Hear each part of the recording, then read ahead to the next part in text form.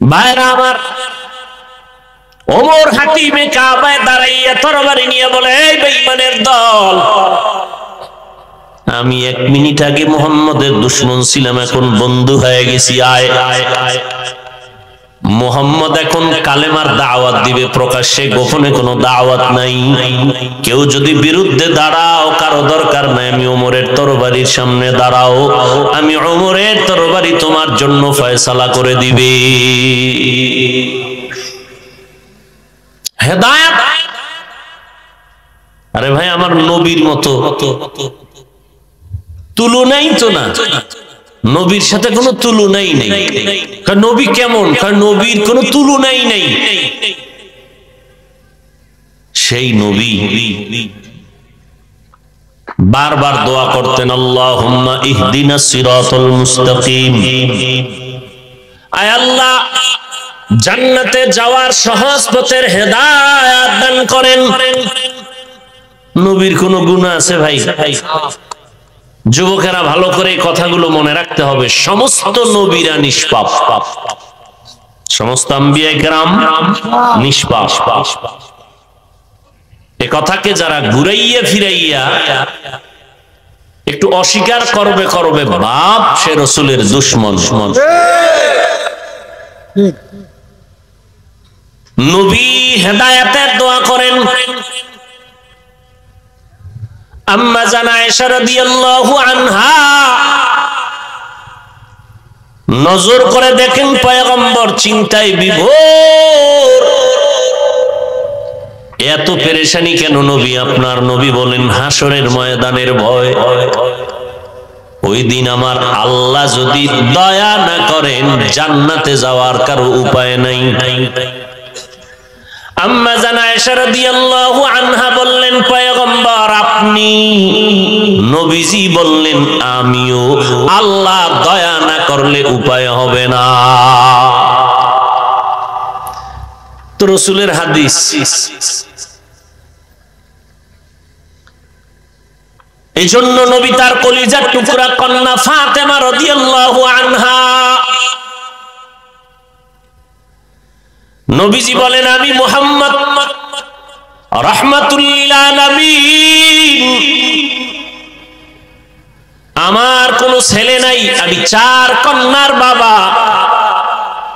ও জগতের নারী জাতি, রে আম্মা জানেরা, নারীদের এত মর্যাদা আল্লাহ দিয়েছেন, নবী দিয়েছেন, ইসলাম দিয়েছেন।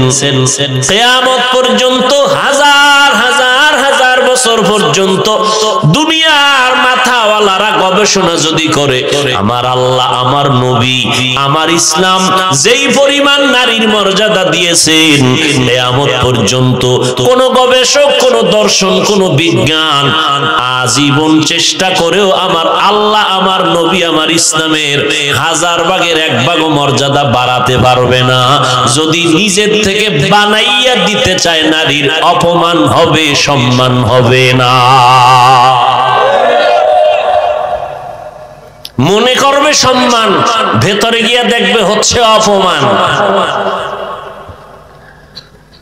এটা সব কথা বুঝা দরকার, বুঝানো যাবে না।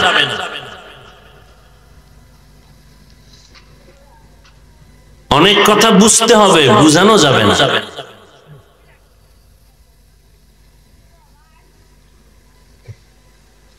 অকরনা ফি বুয়ুতিকুন্না ওয়ালা তাবাররাজনা তাবাররুজাল জাহিলিয়াতিল উলা, মহিলাদের স্থান ঘর,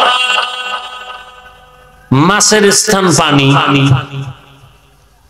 মাছ পানি ছাড়া যেমন জীবন্ত সুস্থ থাকে না, আল্লাহ কুদরতের দ্বারা নারীদেরকে স্থান দিয়েছেন ঘরের মধ্যে। তারা থাকবে আবদ্ধ, ঘরের মধ্যে থাকবে, এটা তাদের শান্তির ঠিকানা।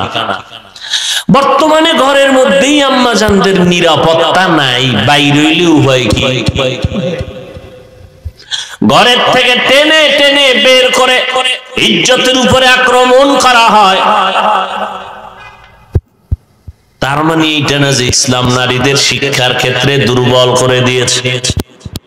নারীরা শিক্ষা অর্জন করবে, নারীরা পর্দা রক্ষা করে, দুনিয়ার লাইনে কোনো চাকুরিও যদি করতে চায় করবে, তবে লাগে না। কারণ আম্মা জানেরা বৃদ্ধ বয়সে সন্তান তাদের সব চলাফেরার আঞ্জাম খরচের ব্যবস্থা করবে। বিবাহের আগ পর্যন্ত বাবা মেয়ের সব খরচের ব্যবস্থা করবে। আল্লাহ দিলে তোমার সমস্যা কি? আল্লাহ নবী বলেন, আল্লাহ কোরআনে বলেন, এই সন্তানের মা বাবা, তোমাদের সন্তান কন্যা যখন একটা পাইবা, নবী বলেন একটা জান্নাতের মালিক হয়ে যাইবা।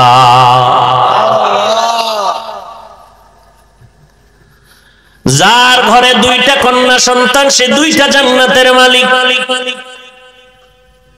দেখছেন নি আলোচনা লইছি একদিক, যাইতেছি আর একদিক। আমার ওয়াল আসরে সুরক হয়ে গেছি। ওয়াল আসরি ইন্নাল ইনসানা লাফি খুসর। আসলে আমরা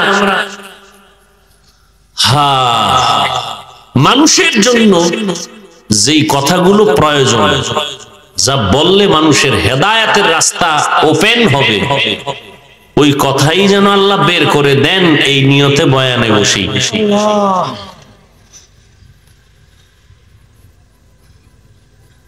ওয়াল আসরি সূরাটা সবার একটা পরিচিত সূরা। যারা কোরআন শরীফ পড়তে জানে না তারাও এই সূরাটা পারে, শুনতে শুনতে মুখস্থ হয়ে গেছে। ওয়াল আসর, আসরের শপথ। ইন্নাল ইনসানা লাফি খুসর, নিশ্চিত সমস্ত দুনিয়ার মানুষগুলো ক্ষতিগ্রস্ত, জাহান্নামী। ইল্লাল্লাযীনা আমানু, কিন্তু যারা ঈমান আনয়ন করবেন, ওয়া আমিলুস সলিহাত, নেক আমল করবেন, ওয়া তাওয়াসাউ বিল হক, ঈমান আমলের দাওয়াত অন্যদেরকে দিবেন, ওয়া তাওয়াসাউ বিস সবর, ঈমান আমলের বিরুদ্ধাচরণকারীদের বিরুদ্ধে বাধা প্রদান করতে গিয়া বিপদ আসলে ধৈর্য ধারণ করবেন। এই চার গুণওয়ালা মানুষ ব্যতীত বাকি সমস্ত দুনিয়ার মানুষ জাহান্নামী। পয়গম্বরের হাদিস পড়েছি, পয়গম্বর বলেন, কুল্লু উম্মতি ইয়াদখুলুনাল জান্নাতা ইল্লা মান আবা, সমস্ত উম্মতেরা জান্নাতে যাবে যারা নবী মানে না তারা ব্যতীত। ইল্লা মান আবা, সাহাবায়ে কেরামদের মধ্যে বললেন, নবী আপনাকে অস্বীকার করে মানে না কারা? ক্বালা মান আতাআনি দাখালাল জান্নাহ ওয়া মান আসানি ফাকাদ আবা। পয়গম্বর বলেন, ও উম্মতের দল, যারা আমার অনুসরণ করে তারা আমাকে মানে জান্নাতে যাবে, যারা আমার অনুসরণ করে না তারা আমাকে মানে না, জান্নাতে সহসয় যাবে না। আমার অনুসরণ কেমনে হবে? আমার সুন্নতের আমলের দ্বারা হবে। قال النبي صلى الله عليه وآله وسلم تركت فيكم أمرين لن تضلوا ما تمسكتم بهما كتاب الله وسنة رسوله। পয়গম্বর বলেন, আমি বিদায় বেলা দুইটা জিনিস তোমাদের মাঝে রেখে গেলাম, আঁকড়াইয়া ধরো, বিপদ আসবে না, আসলেও তোমারে ধরবে না। এক নম্বরে কোরআন, দুই নম্বরে নবীর সুন্নাত।